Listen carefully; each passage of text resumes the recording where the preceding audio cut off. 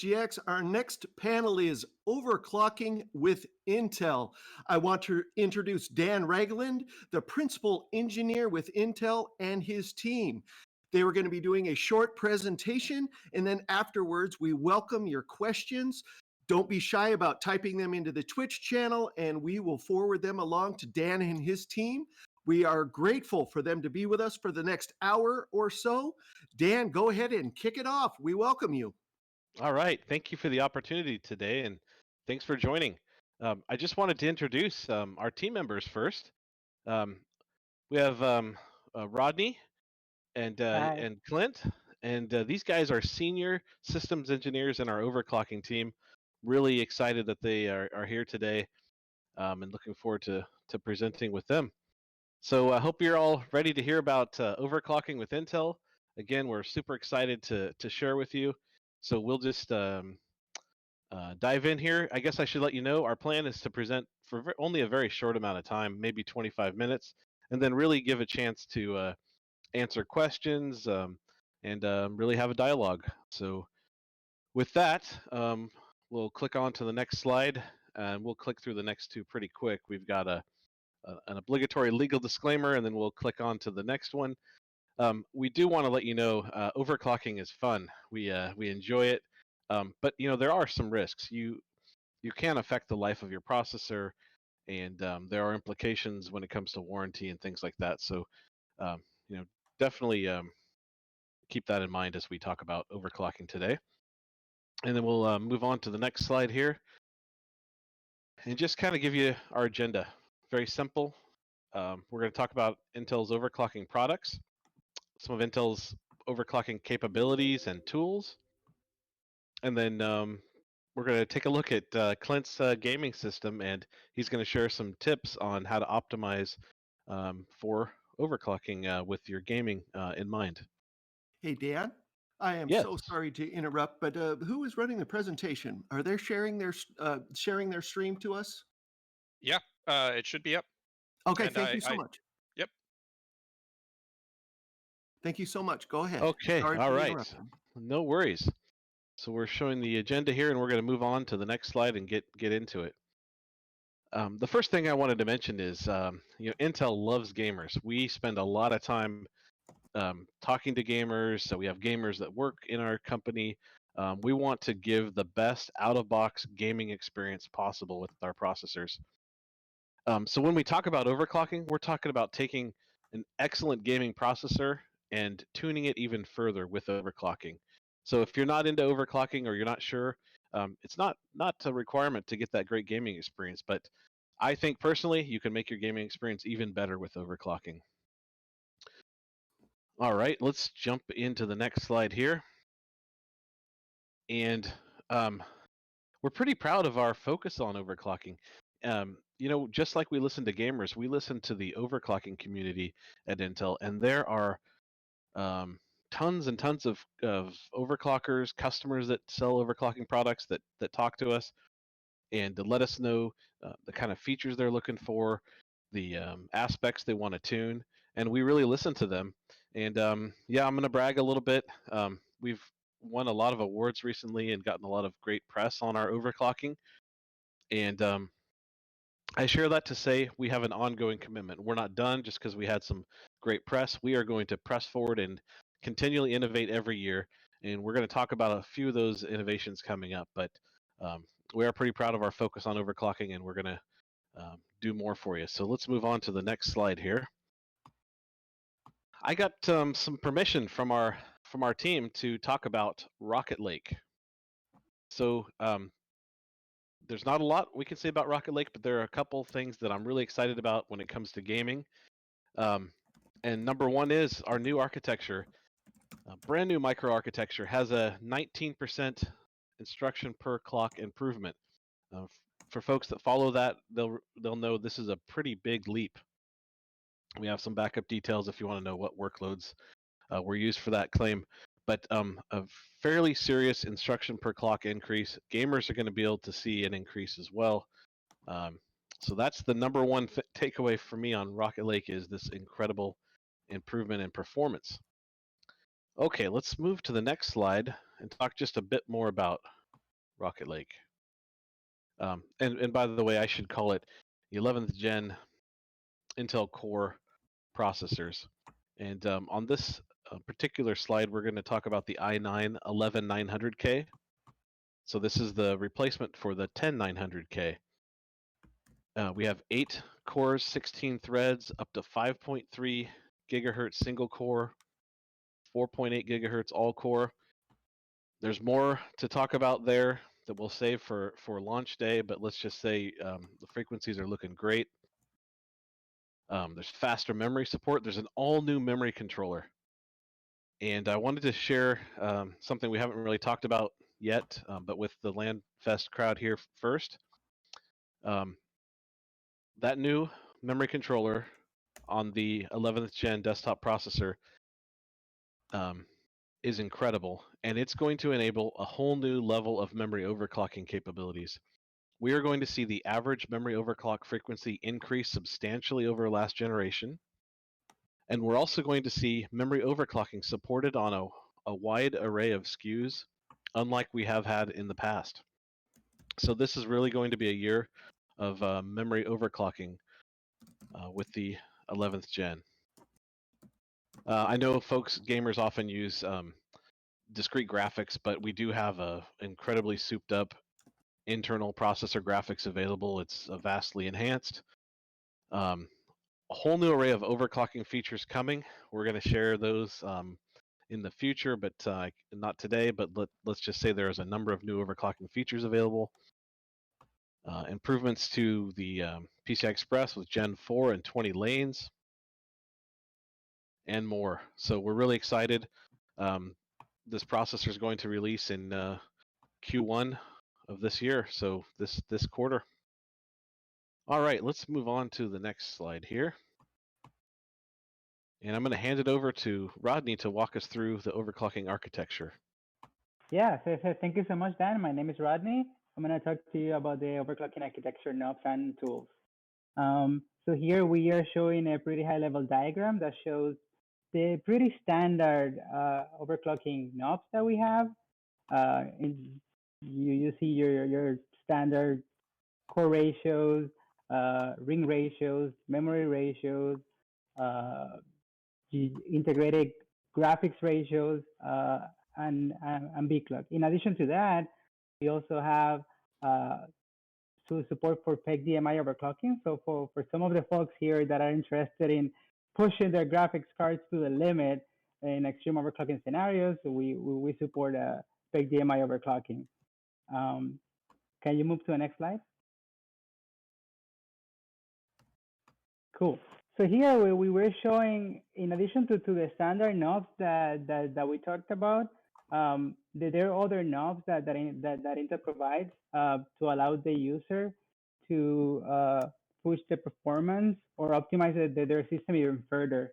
Intel supports AVX offsets, which allow you to run SSC frequencies higher than AVX, because AVX workloads are known to hit the processor harder. So you can reduce the AVX frequency without impacting your SSC frequencies. So for your games, for example, if you know that your workloads use a little bit of AVX instructions, but you don't want the frequency to be dropped too much, you can adjust the AVX offset for that. We also support per core hyperthread enable disable. This is a pretty cool feature that allows you to disable hyperthreading on a specific number of cores. So you can have like fractional configurations instead of having all on or all on. Or all on or all off. You can say, oh, I want my core processor to have half of the threads, hyperthreads on or off. We also support limited per core overclocking and ring downbin disable, which allows you to configure your ring frequency to pretty much be at the same level as a core. In addition to these common overclocking knobs that I recommend everybody to play with, because they're really fun, and also they will give you additional performance. We also offer advanced overclocking knobs like real-time memory timing controls, because aware adaptive voltage, PEG DMIOC, which is interesting for those folks that are really want to push the graphics cards to the limit and get extra performance out of them. And TJ Maxx said this knob is also used for extreme overclocking when you really don't care about the temperature, you just want to get the most performance out of your CPU. And this is just a small list of knobs. If we provide way more than this, this is just like a short summary of what it provides and what we think is really exciting. Clint, can you move to the next slide? Finally, I wanted to share some of the tools that we have. So we have this wide set of knobs, right? But for some of the beginners, the amount of knobs that we provide could feel a little bit overwhelming. So Intel provides tools that almost automate the process of overclocking, which in my opinion is really cool. Some of them they range from a single button push performance optimizer to XTU or extreme tuning utility, which you can actually tweak a lot of these knobs. If you haven't played with these tools before, I strongly recommend it. Intel Performance Maximizer allows you to almost automate the process of overclocking. You can gain the frequency. It's not super aggressive, but it provides an additional performance boost compared to baseline. Intel Extreme Tuning Utility is really cool because it shows in a really cool interface all these knobs that we talked about and simplifies some of the process of overclocking and allows you to save profiles. So you can have profiles for specific games. And it's supported on all our unlock processors, so strongly recommended. Finally, we have the Intel standard, the XMP, Extreme Memory Profile. This really simplifies the process of overclocking memory. You just set it up in BIOS, you boot, and the system magically boots at an overclocked memory frequency, which is really cool. Don't have to mess with timings. You still have the option if you want to, but you don't really have to. This gives you a lot of memory performance with minimal effort. So these are the tools that I want to talk about. Clint, if you can move to the next slide. I think I'll pass it to you as well. Awesome. So we've showed our products that we have that we've optimized for overclocking and some of the tools and knobs that we provide for that. So I thought it would be interesting to go in and share how I use all of this to optimize my gaming experience. So I'm showing you a picture of my personal computer. This is what I use and take to LAN parties and game on. I built this to be as small as possible. My goal was to have a single trip from the car into the LAN party, which is something I haven't gotten to do for about a year now. But I'm looking forward to resuming that once the pandemic's under control and all that good stuff. The can of Mountain Dew is for scale, to kind of just show this is very compact. It's very small. I can throw this in a carry-on sized Pelican case, wheel it in, be set up and gaming in no time. So the heart of this system is my Core i9 9900KF. And I know I need to upgrade. I'm very much looking forward to the 11th gen, which we saw and talked about earlier. I have an EVGA 240 millimeter all-in-one cooler. This is very similar to the Corsair 240 millimeter or multiple other vendors that sell about the same thing. I have an ASRock Z390 Phantom Gaming ITX. I chose this motherboard specifically because it had a very robust VR and also a Thunderbolt controller, which is pretty important when your I/O is this limited. I have 32 gigs of G.Skill 3600 megahertz XMP memory, and this stuff is fantastic. As Rodney mentioned, with XMP, the memory has the profile on it, so you slot it into the system, you select the profile in the BIOS, and go. And honestly, I think this memory would probably have more headroom, more frequency in it. I just haven't spent the time to tweak it higher than that. I have two M.2 SSDs in RAID 0. It's just about enough space to hold my Steam folder and my OS. I'm still running a 1080 Ti. Graphics cards are really hard to get right now, so I'm fingers crossed I managed to land me a 3080 or something in the near future. And of course, Pepsi and Mountain Dew do not, sponsor or endorse or anything. That's just I didn't have the standard unit banana to use in these photos. So I'm going to show, this is a screenshot of XTU, and this is the configuration that I use for the games that I play for my system. I actually run this 24/7. So there are a lot of knobs here, and it can look kind of intimidating. So I've highlighted, I drew the little boxes around the ones that I consider to be kind of important, and we'll walk through these. Just as a general note, the games I play tends to favor single-threaded performance the most, so that's what I have optimized this configuration for. I play quite a bit of Stellaris, Supreme Commander, Forged Alliance. I played with some of you at the Emerald City event last year. I've recently been playing a lot of Satisfactory, which that's a punishing game, at least on the GPU side.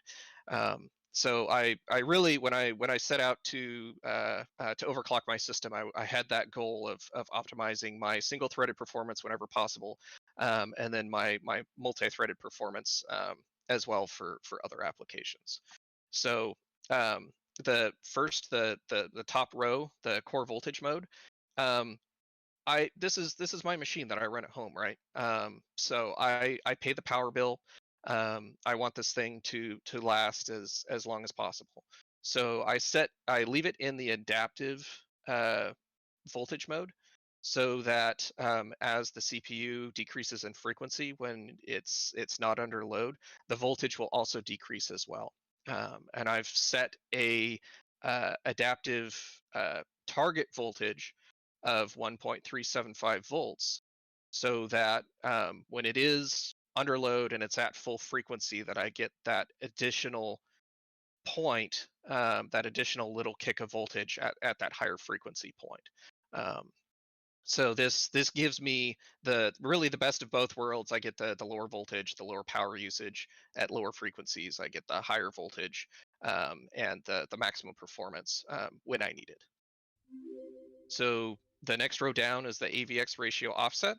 And Rodney touched on this earlier, and I'm going to go into this in a little bit more detail in my next slide. But AVX ratio offset is a great way to make sure that you're not paying the AVX penalty when you're not using it, essentially. And I'll go into that a little bit more in my next slide. There are a lot of, so like ICC Max, the Turbo Boost, all these power settings I've maxed out. I don't have them highlighted. In general, when I'm overclocking, those are typically the first things to go, are the limiters that might prevent me from hitting the high OC. So the big box in the middle, the ratio voltage tuning mode, I'm tuning at the package level. There are also per core controls, but frankly, on this particular part, the package level is enough for me to get what I would like to get out of this part. I have it set, so this is, sometimes you'll hear this referred to as turbo ratio limits, or the active core ratio multiplier. Essentially, these are per number of active cores. So the top row is when you only have one core active on your system. The second row is when you only have two active cores on your system, and so on. So these aren't specific to any particular cores. This just depends on how many cores you're using at any given point in time. So on this system with this cooling, I'm able to hit 5.2 gigahertz on about 4 cores before I start running into thermal and whatnot issues. So that's what I have it set to. This CPU, by the way, has more to give. If it was in a larger case, if it was in a had a bigger cooler, I think I could probably get more out of this. But for the constraints that I'm working in, this was appropriate for what I was able to do. And then for the 5 to 8 core case, I'm able to run at about 5.1 gigahertz, which is pretty good for multi-threaded workloads. I also wanted to highlight the cache ratio. I do recommend, especially if you're doing memory overclocking, you probably need to bump your cache or your ring ratio. I was able to get it up to 47, basically with no effort. And I did push it a bit past this, but I didn't see any benefit for the situation that I was looking at. So I've kept it here at 47. And on this part, the voltage and all that is shared with the CPU cores. So I didn't have to do any special settings or anything with that. It inherited what the CPU cores are doing. So this is my configuration. It works great. I've played with you guys last year, and it was completely stable. And this is what I game with in my free time. So I really wanted to do a little bit of a deeper dive into AVX. I feel like this is something that there's some amount of confusion around in the community, and there are even some tech journalists that I feel don't quite grasp the utility of the AVX offset control. So I kind of wanted to show this in practice, and what this can give you as you're overclocking your gaming machine. So for those of you who might need a refresher, so AVX instructions are, it's a special set of instructions that can accelerate a number of workloads. By default, not all applications are AVX optimized. It's something that the developer has to go and check a box in their compiler or add a command line option to make sure that their compiler is taking advantage of this instruction set. AVX workloads consume more power. They get a lot done with just a single instruction, so naturally this uses more power, and it can cause the CPU to run hotter at the same frequency as non-AVX workloads. Sometimes we refer to those as SSE workloads. So in the case of the 9900 KF, AVX2 is the highest AVX level that it supports. But even running AVX2 stable at the same frequency as a non-AVX workload can require more voltage and, of course, generate more heat. So what AVX offset allows you to do is to decrease the frequency of the CPU when you're running an AVX instruction so that you get the opportunistic benefit. You opportunistically get more frequency when you're not running AVX compared to when you are running AVX. So if your system is stable at 5.1 gigahertz with no AVX and only stable at 5 gigahertz when you are running AVX, whenever you're not running AVX, you get that higher frequency and that higher performance. So to demonstrate this, I ran the Civilization 6 AI benchmark on my machine that we've been talking about here. So this is a multi-threaded workload. So you can see the majority of the time I'm running at this 5.1 gigahertz when it's not using AVX. And when it does use AVX, the AVX offset kicks in, and I'm now running at that lower 5 gigahertz mark. So by using AVX offset, I'm able to get that extra 100 megahertz of frequency for the majority of the time, even in a benchmark that is known to use AVX quite a lot. So this is a feature that I'm a big fan of and a big advocate for using while you guys are overclocking. I don't have a slide. I'm not really going to talk a lot about how you test for stability, but there are tools like Prime 95, like OCCT, like ADA64 that people have different views on which tool and for how long and how you use that to dial in your overclock. Personally, I used Prime 95 to make sure that this system was stable both in the SSE and the AVX case. All right, in conclusion, at Intel Products, we've put a lot of work into making sure that we're providing a great out-of-the-box gaming experience. But we also put a ton of work into making sure that we have the overclocking features and tools that you can use and play around with to try and further enhance your gaming experience and just get that extra little bit out of your CPU. So I really encourage you guys to give it a try.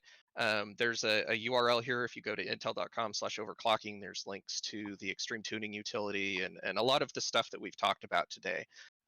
So please go out and try overclocking your computers. Get that extra performance out of it. So. All right, awesome. So that brings us Yep. into the Q&A. Thanks, Clint and Rodney. We've got a lot of good questions coming in. Feel free to keep feeding them, but let's start off with the ones that have been asked so far. I'm going to go first to Clint, and then the next question will be for Rodney. So first question, memory overclocking. Is it something that you should consider doing? Does it help gaming? What's your opinion on that, Clint? Oh yeah, totally.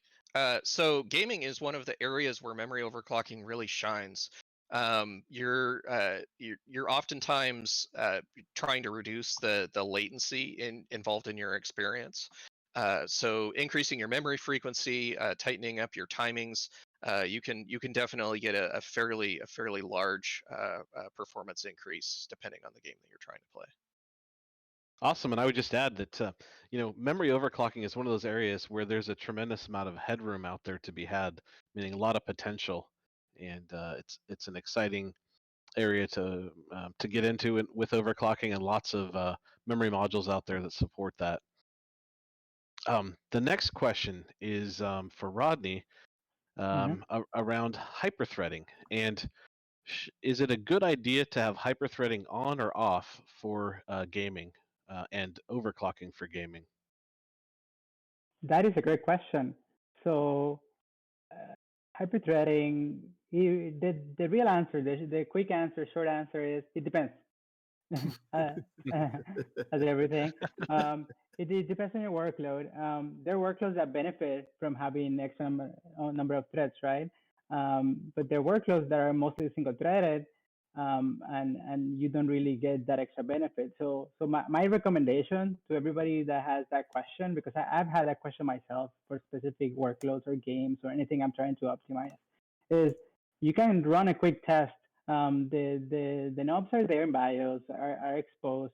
So you just boot your system with hyperthreading on, boot your system with hyperthreading off, and measure. You can run a benchmark, the specific workload that you're interested in, and measure the performance. If the number is higher with one or the other, then you know, oh, for this specific workload, I need hyperthreading to be disabled or enabled. That's something that over time you will learn what games benefit from what. But that's something that with a very a little bit of experimentation, you can easily find what benefits from what. I think that the second question is overclocking. Is it recommended for games? Of course, yes. You will get extra performance. The performance is there. My opinion is don't leave it on the table. The first thing I do when I get a processor is to see how high I can push it.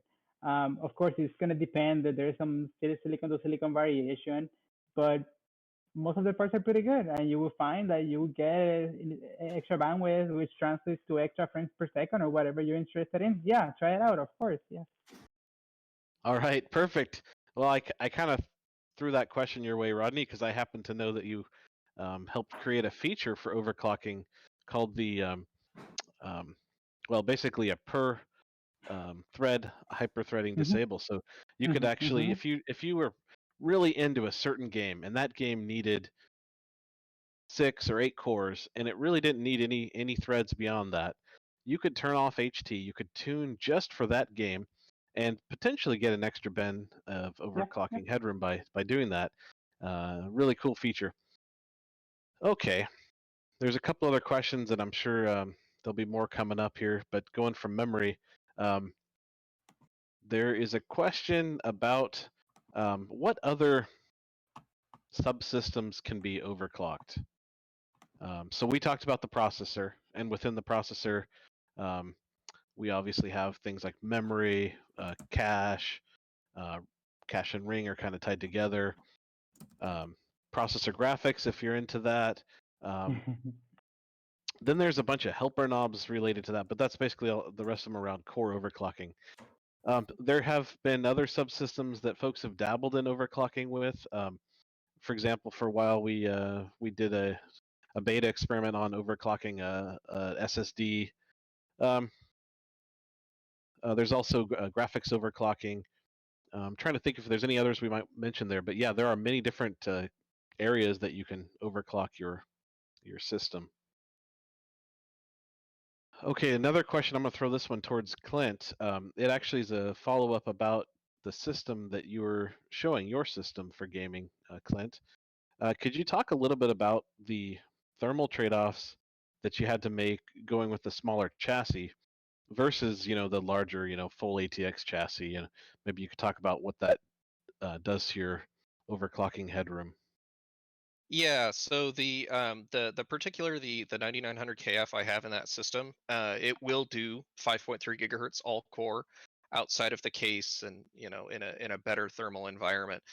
So I am accepting about a bin in the single and the few core case, and 2 bins in the all core case. I'm not getting that because I have it in the smaller case. I could, if I was willing to accept higher temperatures, probably reach up and hit that 5.3 gigahertz, in maybe the 1 and the 2 core active core case. But I in general I try and keep the temperatures below 90 degrees C, because this is my computer. I bought this part. And I prefer to see them 80 degrees C or less. So I guess the configuration, it's the max that I was comfortable with for my particular machine. Okay, great.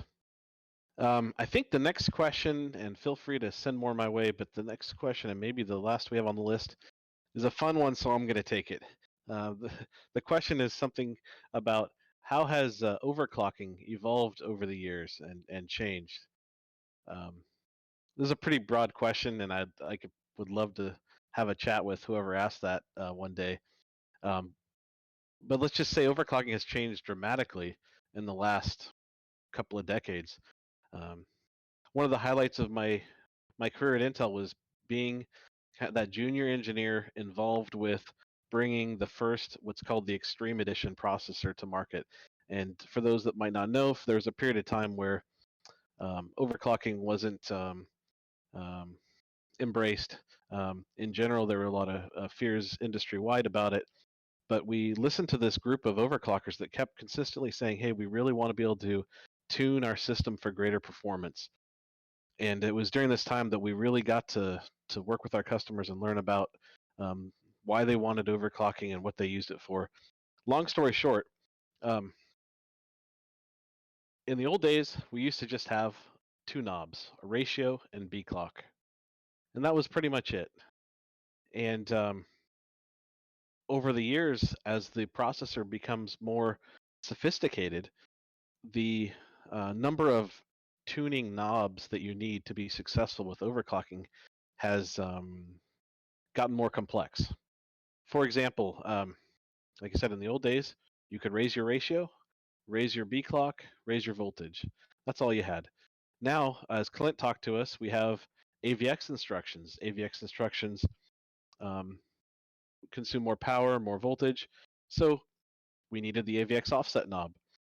Turbo came out, and we needed to modify what it meant to change that ratio and how that affects turbo. So there's some additional knobs created there. We talked about hyperthreading. There's an overclocking knob to help you optimize around hyperthreading. Many different knobs. In fact, there's something like more than 15 knobs that are pretty common, and then there's another probably 20 that are behind the scenes that the motherboard is manipulating. So as you can tell, things have gotten a little bit more complex, but at the same time, the tools to address that overclocking have gotten more sophisticated. So we have the Intel Performance Maximizer tool that you can hit one button and it auto tunes your system. If you don't want to worry about any of those tuning controls we just talked about, you don't have to. It's one click. The Intel Extreme Tuning utility presents all those knobs in a very user-friendly way, such that you can easily manipulate all those different tuning knobs. So while in some ways things have gotten more sophisticated, in other ways we've made them simple, and we continue to look for ways to make them simple. Clint or Rodney, I don't know if you want to add anything to how overclocking has evolved over the years. Yeah. Go ahead. So one of the coolest parts of my job, in my opinion, is uh, not only do we get to work to bring these products to market and make sure all the overclocking knobs work as well as they can, but we're also actively engaged. Intel really wants to build overclocking into the DNA of our products, if you will. So we're not only working on the stuff that's about to come out, we're also working on products that are you'll be seeing years from now, to make sure that those are also going to overclock as well as they can. So it's a very active priority within the company to make sure that these knobs are there and continue to be there. That's a great point. The way I like to say what you just said, Clint, is today's overclocking feature may be tomorrow's in-spec performance feature. So we learn a lot from overclocking, and we can apply that to improving the performance of our processors. I'd love to talk about that, but that leads into some probably confidential items. Let's see. Yeah, Go ahead, Rodney. go ahead. Oh yeah, I just wanted to say that I think you mentioned it a little bit, but yeah, as the product becomes more complex and with more features, you see opportunities for overclocking, and I think that's really exciting because the more interesting the product gets, the more interesting overclocking gets as well. Like more opportunities, and you end up with more knobs, more ways of optimizing things. I think that's pretty. As an overclocker, I think that's really cool.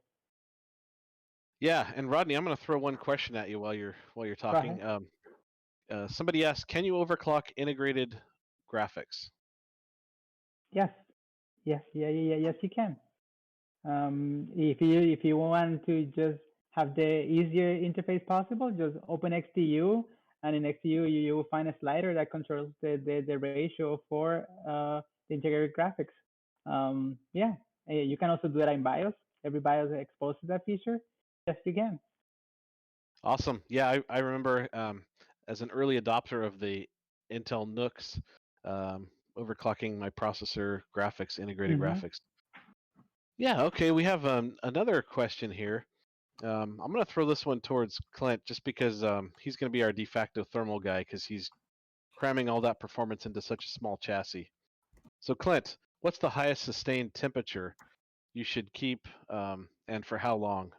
So when you're overclocking, how high should you let the temperature ever go, and for what duration of time? So this is really down to your appetite for risk, essentially.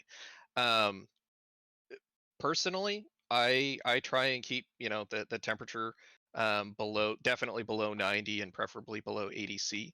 Our CPUs, the majority of them by default will let you go up to 100 C before they start throttling to protect themselves. So if that gives you an idea of kind of where the limit is. For more extreme overclocking, we do have that TJ Maxx offset knob that Rodney talked about a little bit earlier. That allows you to extend that temperature limit from 100 C up to 110 or sometimes even a little higher than that.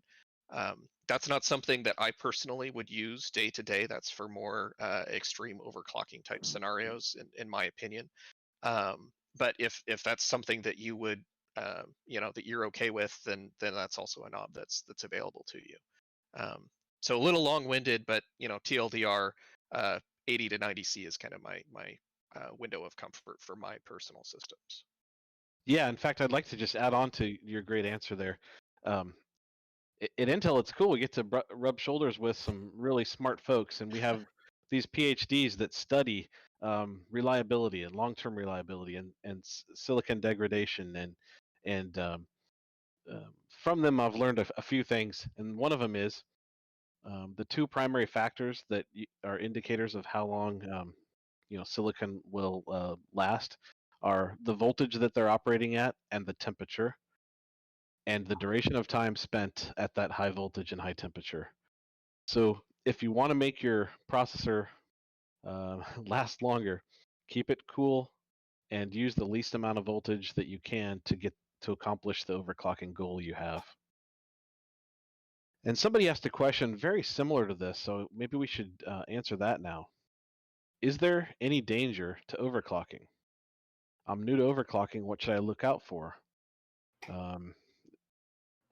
Where's a great spot to get more information on overclocking? So let's start. Is there any danger to overclocking? Danger is an interesting word. Can you damage your processor, your motherboard from overclocking? It is possible. How would you inflict that damage? It would be by the two things we just talked about: applying too high of a voltage for too long of a time, possibly overdriving or bypassing some of your power delivery governors on the motherboard. Now, if none of that stuff made sense to you, you're probably not going to do it. If you keep your voltage at a reasonable level, you'll be fine. You'll generally be fine. When you see people doing liquid nitrogen based overclocking, that's a whole other level, and those folks understand that they are going to damage their products. What they're doing inherently is risky. I'll ask, I think Clint just told us where he likes to hold the temperature of his processor. But Clint, without making an Intel statement, what personally do you use as your highest voltage on your 9900K system? So I'll keep my voltage below 1.4 volts on that platform.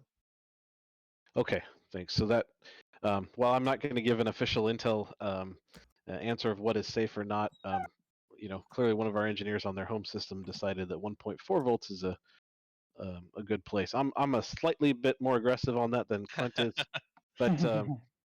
but he probably spends more hours gaming than I do, so he's probably making a safe bet there. Okay, we have a few other questions. Okay, let's talk about, on this temperature piece, let's talk about laptops. So somebody asked, what's a safe temperature for a laptop to run at during gaming? Now, laptops are a whole different world because each one is different. We don't have the kind of ATX standard or the standard off-the-shelf cooling solutions to consider. So the answer to this is really going to be different for every laptop. I'll give a generic answer. Every processor has a rated max a temperature, so it's the temperature at the point that throttling would begin to occur. Throttling is something where the frequency is reduced to lower the temperature. Personally, for me in a laptop, I would stay somewhere between 3 to 5 degrees below that throttle point, which tends to be lower in notebooks. Every processor is different. At one point in time, 90C was kind of that point for notebooks, whereas desktops are around 100C today. So I would stay below that specified TJ Max point, and then I would watch closely how the thermal solution in your particular notebook responds. If you have, I won't mention brand names, but if you have one of those larger notebooks, some people call them muscle books with a really good thermal solution, then you might get away with getting closer to that maximum point. Okay, a couple more questions here.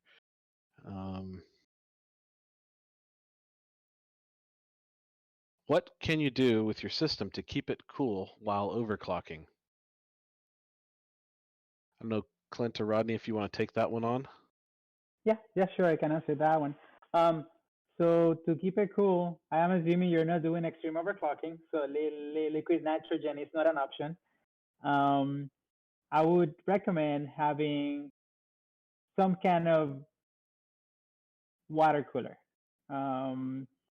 It's recommended. You can probably get away with some of the big air coolers as well, but for my personal system, I do use that, like an all-in-one water cooler, because they're pretty cheap and they're easy to obtain, and you don't have to deal with water in your electronics because they're basically a closed system. that's what I personally recommend. And it is sufficient for a lot of our desktop processors. Do you have any other ideas, Clint? Yeah. So the all-in-one units are fantastic. I Yeah, use one in my system. I've also dabbled in custom water cooling if you're going for the next more extreme level, messy. or yeah. You can see people that build just these gorgeous systems with the hardline tubes and all that, and that's not just for looks. The custom water loops, that's kind of the next step up from the all-in-one systems. Unfortunately, I can't fit that in my tiny little tiny little case, but maybe next time. Yep, I'll just second or third that comment. It is those all-in-one contained liquid cooling solutions that you can pick up for $100 now. Dual fan radiators, they're great. They're easy. Boy, there's a long history. The industry's been through a lot to get to this point, but liquid cooling is so easy and so attainable today that it's a great way to get that extra thermal headroom for your overclocking. I think we're into our last 10 minutes here, so I'm going to I think have two final questions here, and then we'll be wrapping up. So the first one, somebody asked, will processors start getting liquid metal? And I'm assuming this is thermal interface material. So let's talk about that. So there are two places where you can use there's one place where the consumer can put thermal interface material on the processor, and that's on the top of the lid, or what we call the integrated heat spreader, that silver top of the processor. You put it on the top of the processor between there and your, say, your liquid cooling thermal head. Liquid metal is interesting. It's a corrosive material. However, it is very conductive, and so extreme overclockers would use something like liquid metal. It brings up a whole bunch of other considerations like consistency. It can become runny and not stay in place. So but there are liquid metal TIMs out there that address that issue. So using liquid metal between your heat spreader of the processor and your cooler head is something you could do, but definitely pay attention to those two areas. Now, there's another place that the consumer can't easily access, but Intel does, and that is between the die, the processor die, and the heat spreader. And we use something called solder thermal interface material, or it's a metallic thermal interface material there today on our processors, at least our desktop processors. And that's a really good material. We've used all kinds of different materials over the years, and I think we've got some really good thermal interface material today. I don't know, Clint or Rodney, if you have any comments on thermal interface material for overclocking. I just have one comment. I think the material that you put on top of the lid matters. So my recommendation is do your research. I'm not gonna recommend any brands, but we have done experiments in our lab because of course that is the key parameter for overclocking. And whatever you put on top of the IHS really matters. So it's important to find something that, yeah, as Dan mentioned, there are trade-offs, right? There are some that you have to replace every couple months, which for me is inconvenient. I want just to put it once and forget about it. But it is important to find one that, yeah, is thermally conductive and is really good at it. I wouldn't put liquid metal myself, but I know people that do that. I don't know how about you, Clint. Or what do you think? So I've used liquid metal in the past, and the conventional wisdom in online and the folks that are doing this more intensive overclocking is that liquid metal has a life of about 6 months on a CPU. Yeah, yeah. I'm not quite that on top of things, so I ran liquid metal on my system for it was a little over a year. I didn't notice any difference. To be honest, I was kind of looking for it. So anecdotally, it worked well for me, but I don't do that anymore. I don't apparently do the maintenance to keep up with something like that. So I try and use something that is requires a little less hands-on time. I will say when you are applying thermal paste, There are several videos online how to build a computer, how to all that stuff, and you see these people use just gratuitous amounts of thermal paste. Don't do that. The goal of the thermal paste is to kind of fill the voids between the two, the surface of the IHS and the heat sink. You don't need a lot to do that. You need enough to make sure that you're covering those surfaces, but you don't need to spread it on like you're making a PB&J sandwich or anything like that. So All right. Well, I think we are at the top of the hour here. So thanks, Rodney and Clint, for joining us. Thanks to the LANFest team for the opportunity. I'll hand it back to you, Dan Frank. Dan, Clint, Rodney, thank you guys so much for being here. That was very informative. Thank you for answering all the questions. Thank you for being a sponsor. Thank you for being here and being a part of LANFest. We truly appreciate you taking the time out of your busy schedules to be with us. This was great. Thank you again, and have a great rest of your day, whatever your next adventure is. Thank you guys so much. Thanks. It was fun. thanks, Bye. guys. Bye.